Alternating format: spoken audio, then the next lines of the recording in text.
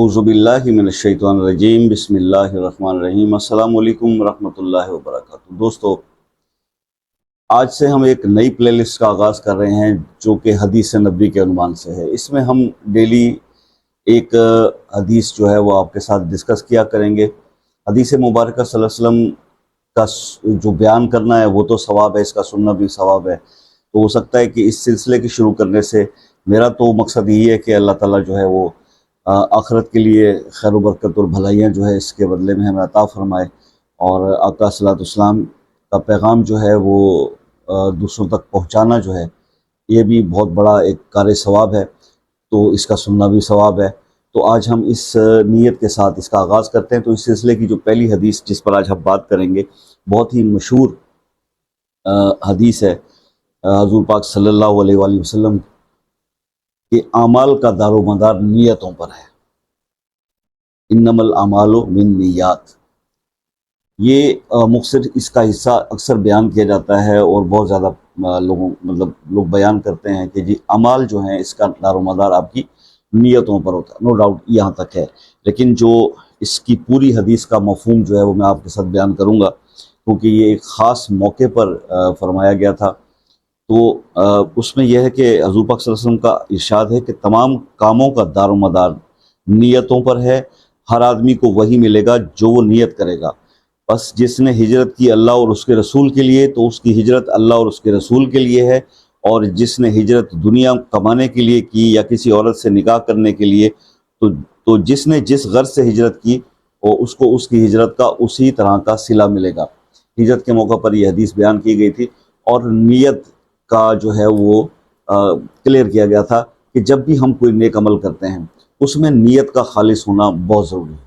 ہمارے اکثر نیک اعمال بھی شاید قبولیت کی طرف اس لیے نہیں جاتے کہ شاید کہیں نہ کہیں کچھ کھوٹ رہ جاتا ہے۔ میں نے پہلے بھی عرض کیا تھا، جو لوگ میرے وظائف کی پلے لسٹ دیکھتے ہیں، وظائف کی ویڈیوز دیکھتے ہیں، تو اکثر جب سوال وہاں پہ یہ کیا جاتا ہے کہ شاہ صاحب ہماری عمل قبول نہیں ہو رہے یا ہمارے مسائل حل نہیں ہوتے، تو میں اکثر یہ کہا کرتا ہوں کہ پہلے اپنے آپ کو خالص کر لیجیے۔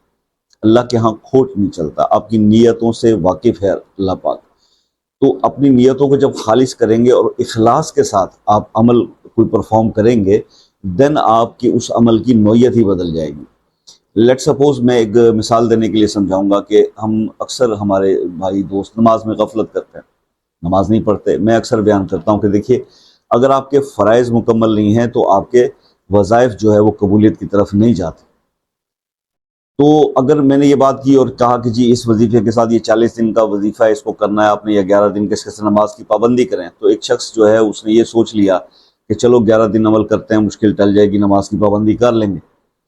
تو آپ کی اس نیت کو رب العالمین تو جانتا ہے، آپ نے دل میں کیا سوچا وہ جانتا ہے، تو پھر بتائیے کہ وہ عمل کہاں قبولیت ہے۔ اگر آپ اس کے بجائے یہ نیت کریں کہ انشاءاللہ اس عمل کی وجہ سے جو میں نماز کی پابندی کروں گا تو اس کو میں نے زندگی بھر قائم رکھنا ہے، تو اس عمل کی نوعیت بھی اس نیت کے ساتھ بالکل یکسر بدل جاتی ہے۔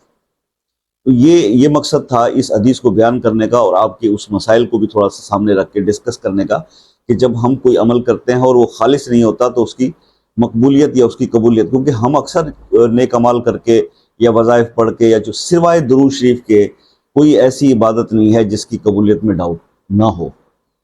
صرف درود پاک ایسی عبادت ہے کہ جب آپ منہ سے ادا کرتے ہیں تو وہ سیدھا قبولیت کی سند کو پہنچ جاتا ہے۔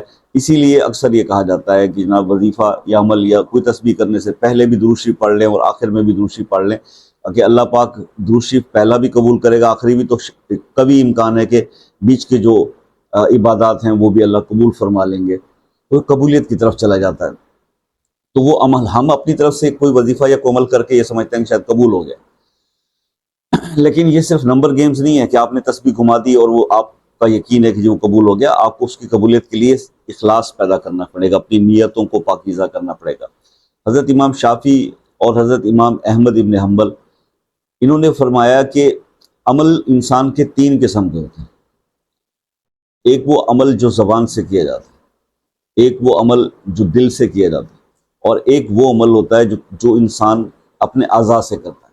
اب دیکھیے، ہم نے اپنے جسم کو، اعضاء کو تو پاک کر لیا، ہمیں دل کو بھی پاک کرنے کی ضرورت ہے، اور اسی طرح سے اپنی زبان کو بھی پاک کرنے کی ضرورت ہے۔ اب زبان کا پاک کرنا کیسے ہے؟ اکثر میرے دوستوں کی عادت ہوتی ہے غصے کے اندر گالی بہت زیادہ دیتے، اپنی زبان سے لوگوں کا دل دکھا دیتے، برائی بیان کرتے ہیں، فحش کلمات ادا کرتے ہیں، تو آپ کی زبان کی پاکیزگی جو ہے وہ ختم ہو جاتی ہے۔ تو اپنی زبان کو پاک کیجئے، اپنے دل کو پاک کیجئے، اپنے اعضاء کو پاک کیجئے، نیت خالص کیجئے، تب آپ کے اعمال قبولیت کی طرف جاتے ہیں۔ میں اس حدیث سے یہی اخذ کر سکا جو میں آپ تک پہنچانا چاہتا تھا۔ اللہ تعالیٰ میرے بتائے ہوئے کو، آپ کے سنے ہوئے کو قبول فرمائے۔ انشاءاللہ ایسی ہی اور اچھی باتوں کے ساتھ آپ سے ملتے رہیں گے۔ اپنا بہت سارا خیال رکھیے گا۔ زندگی رہی تو نیکسٹ ویڈیو میں ملاقات ہوگی، تب تک کے لیے اجازت دیجیے۔ اللہ حافظ۔